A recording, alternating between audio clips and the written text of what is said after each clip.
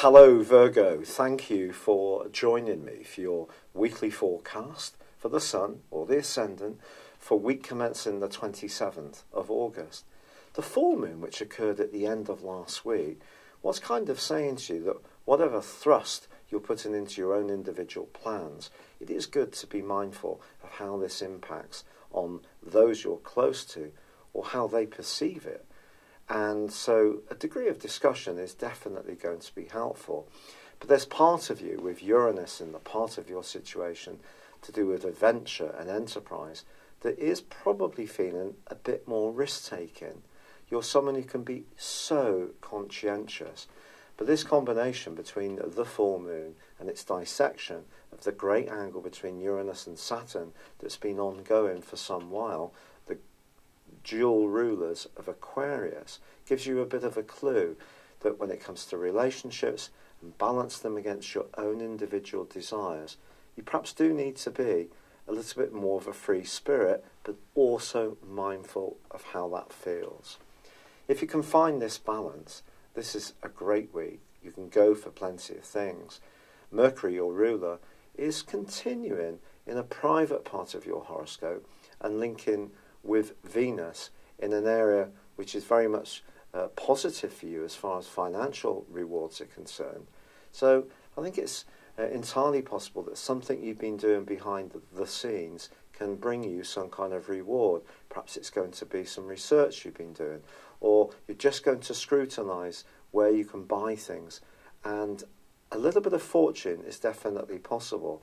But fortune's not going to be limited to the angle between Venus and Mercury, because although Venus is clashing with Pluto on day 1 and 2, which asks you not to get too caught up in the material plane around your relationship prospects, but actually Pluto goes on to forge for the rest of this week a quite sensational angle to Jupiter.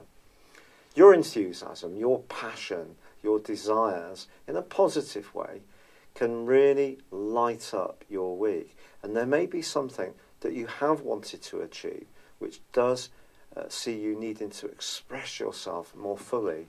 With Mars back in forward motion, also in the 5th solar house, along with Pluto, this is your chance to enrich your world by having the confidence to reach out and market or raise your profile, or just, as I say, enthuse the people you come into contact with. Now, this could work out in a playful social dimension. It may work out around something that you feel, as I say, really passionate about, like a hobby or a creative involvement. But some kind of magic is definitely possible as this week draws on, and I really hope it falls for you. It's been a real pleasure being with you, Virgo. I'd love it if you would like or comment on this video, or if you've yet to do so, please do subscribe to this channel. Thank you. Hello Virgo, thank you for joining me for your Sun or Ascendant forecast for your August monthly video. This month is going to have a lot of retrograde activity. Of course, you'll know about Mercury, your ruling planet.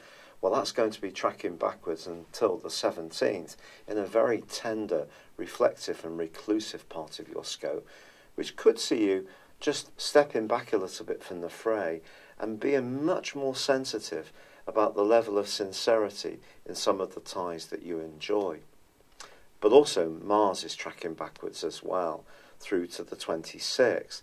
Now Mars initially this month is in your sector of sacrifice, work, and also obligations. But Mars is going to be squaring up with Uranus, which is in a much more free-spirited part of your scope. And since Uranus entered this sector in the middle of May, you may have found yourself being much more challenging to the status quo, particularly if you are very much a Virgo who tends to be self-sacrificing, puts in a lot of effort to support other people. You're someone who will be the first to pick up the slack, take responsibility, attend to the detail of things. You have a real gift for this. But of course it shouldn't all be one-way traffic. And I feel that your physical vitality could be, despite Mars being in your 6th solar house, which is generally a good transit, I think your physical and also emotional and mental energies are going to be trimmed back this month, at least until the Sun enters your sign on the 23rd. And Uranus also goes into a retrograde itself on the 7th, but its right angle with Mars is really at the heart of what this month's aspects are about. Because I feel that you may find yourself being much more outspoken about any kind of injustices, but particularly where you absolutely know you're doing your bit. Or it could be that you just become more and more dissatisfied with being just very self-sacrificing. Perhaps there's another part of you that wants to be more self-liberated, but it may not necessarily come to the fore in the very early parts of this month, when you could find yourself just doing a lot of thinking, perhaps even embracing the more spiritual side of your nature and of life, and just really trying to get a sense of what things really mean. Now, there is a very good practical and positive change for you on the 7th, when Venus moves into your sector of resources. Some kind of good news financially can definitely evolve in the rest of the month, or you could find yourself tempted by calorific goodies, or perhaps to splash out a little bit if you do have a bit of a windfall. The more sensual side of romance can also appeal if the more psychological and trusting elements, the more nurturing elements are right between you and yours if you're in a relationship. But the partial solar eclipse, which occurs on the 11th, is very much about getting in touch with that less obvious side of your nature, if you like, the shadow side, the side that's more to do with our fears, the subconscious, and it's an opportunity that goes on for the next 6 months. The more compassionate side of your nature is not going to be dimmed by the clash between Mars and Uranus. You're just going to want to apply your self-sacrificing nature to situations which really merit it, or should I say people. So it's possible that you might start to reflect on some of the fair weather friends or associations that exist in your world this month. But Uranus does forge a brilliant angle with Saturn all through this month. And if you are learning new skills or thinking about life in a different way, there can be a step-by-step progressive improvement. Also, Jupiter, the planet of growth, forges a fabulous angle to Neptune. So if you are lucky enough to be connected to someone who really does get where you're coming from, the tie could go from strength to strength.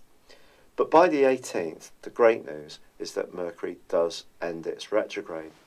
And if you have experienced any stabs of anxiety or worry, these are going to be just eased a little bit by it going forwards. It's not going to come out of shadow until the 2nd of September, but things will feel easier.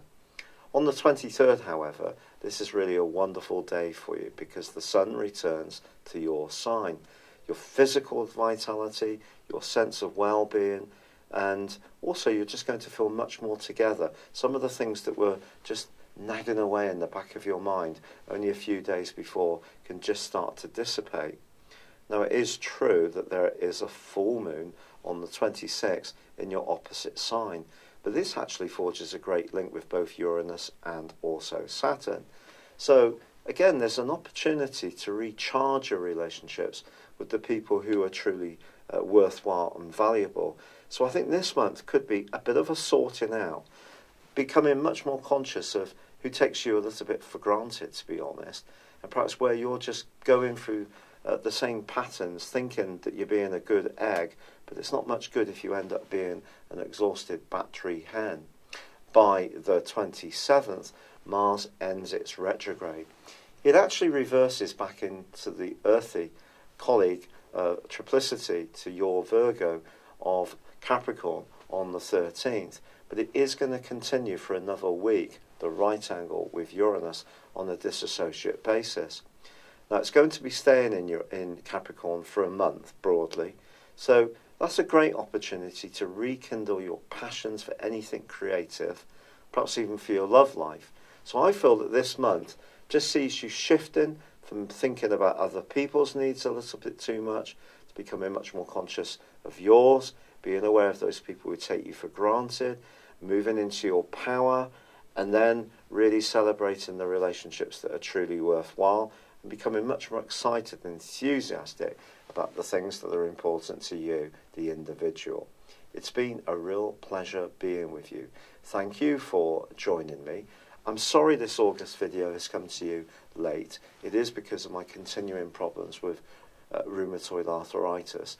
I haven't quite got the medication settled into myself and all the good natural stuff I'm doing as well. So I'm still struggling a little bit to do things.